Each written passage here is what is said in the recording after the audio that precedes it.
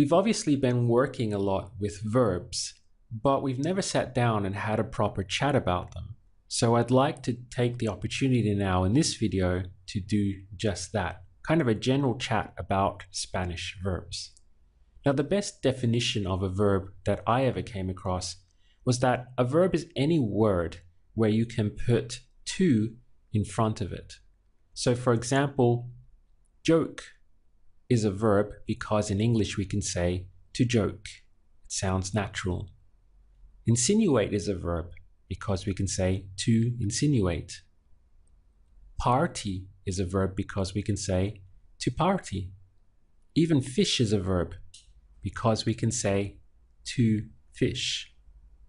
So any word where you can put to in front of it and have it sound correct in English will function as a verb. Now this is called the full verb. For example, to drink, to dance, to communicate, whatever.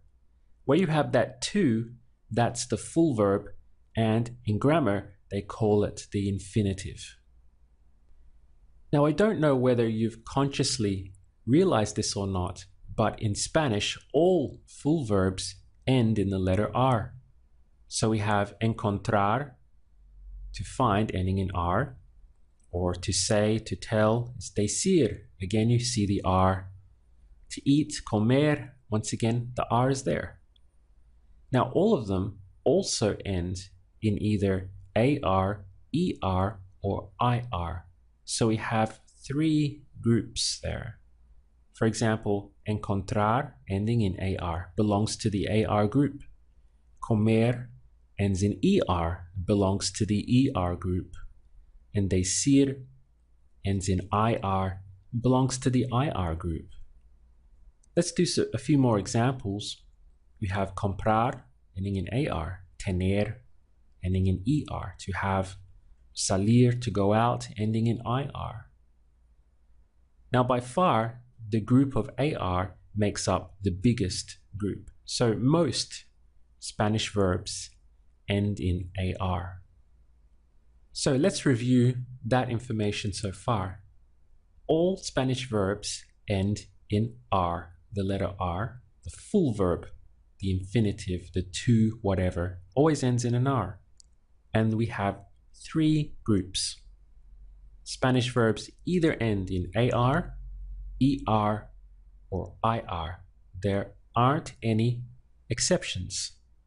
And AR makes up by far the biggest group. Now, luckily, most verbs follow a set pattern when you conjugate them. To conjugate a verb is like I have, he has, she has, it has, we have, they have. We're conjugating the verb. And most verbs follow a set pattern in Spanish, and they're called regular verbs. They all conjugate in the same way, which makes it easier for us, a lot easier. Now there are a small group of other verbs that do not, and they kind of break the rules and they want to go their own way. They want to do things in their own individual way. And we call those verbs irregular verbs. And we're going to pay special attention to irregular verbs because perhaps unfortunately, many of the most essential verbs in Spanish actually fall into this irregular classification. As we move forward, you'll soon see this in action for yourself. While it's true that there are actually many verb tenses in the language, there are only three that you really need to master or to get a good handle on in order to be able to express yourself very well in Spanish. So we need to be able to talk about the present, the past, and the future. Now, so far we've been working with the present tense. For example, I want, quiero, I need, necesito, I have to, tengo que, and also in the future tense, such as I'm going to with voy a, vas a, va, vamos a, van a. All of that expresses the future tense. Now we need present, past, and future the most There are, of course, a lot of other more complicated tenses, but those are kind of the big three that you need to get a good handle on and what we'll be working towards mastering the most, because they really will make up the bulk of your everyday conversation in Spanish. Finally, I'd like to give you a friendly bit of advice, which is don't be fooled by verbs. As I learned from direct experience, it's possible to fully understand how Spanish verbs work, kind of the mechanics of them, and still not be able to speak hardly even a sentence in Spanish. Understanding how verbs work and actually being able to manipulate and use them in fluent conversation are two very, very different things.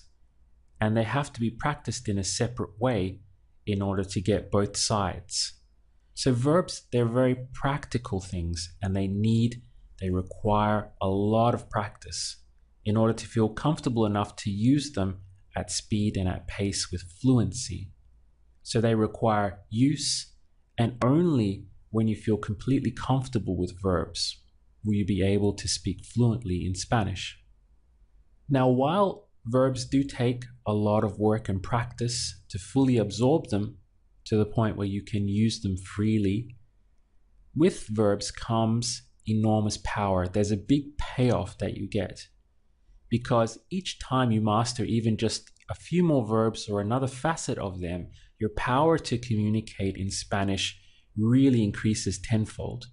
So this is why we are working so intensely with verbs, because if you understand how to use the verbs in a language, you can pretty much express whatever you wish to say in that language.